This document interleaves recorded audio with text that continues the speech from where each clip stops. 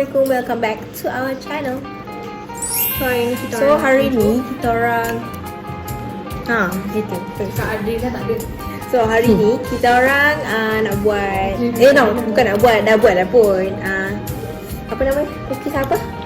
Chocolate chip cookies With cadbury. Cadbury on the top of the cookies. And then inside the box Kalau nak tahu macam mana kita orang buat, so let's get into it. So bahan-bahannya adalah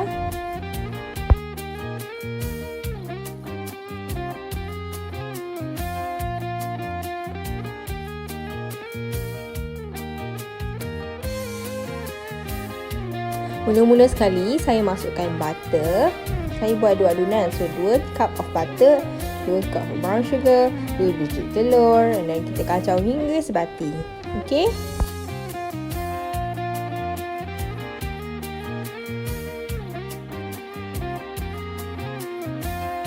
Seterusnya kita masukkan tepung gandum 1 cawan, tepung jagung 1 cawan, soda bikarbonat 1 sudu, dan tepung menaik 1 sudu. Saya buat 2 adunan, so 1/2 lah. Okey, pastikan adunan korang yang first tadi tak ada mentega yang berketul. Kemudian kita masukkan 6 sudu minyak. Okey, saya buat lebih lah sebab sedap.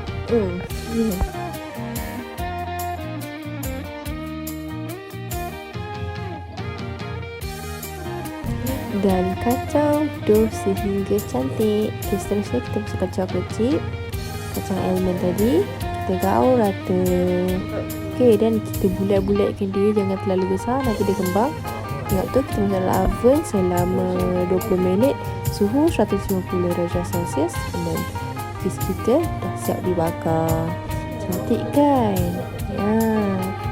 Okay, lepas tu kita pipekan coklat cadbury dalam piping bag, and then kita pipe di atas cookies kita. Nampak tu sedapnya.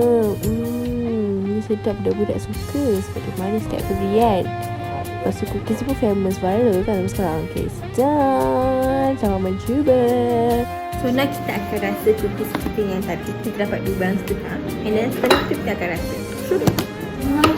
So biji kisih ada cadbury. Dia di coklat tipu lah, coklat kat tipu.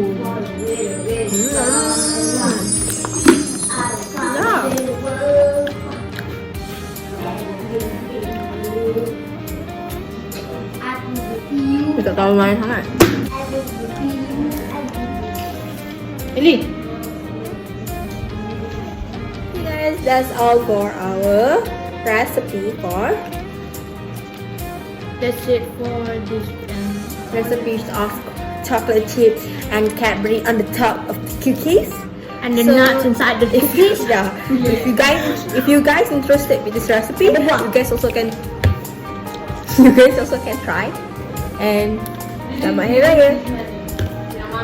Biarlah, Bye bye. tunjuk dia. Oh yeah, thanks for watching, and don't Next forget to post subscribe, share, like, and do your responsible as a viewers. Bye bye.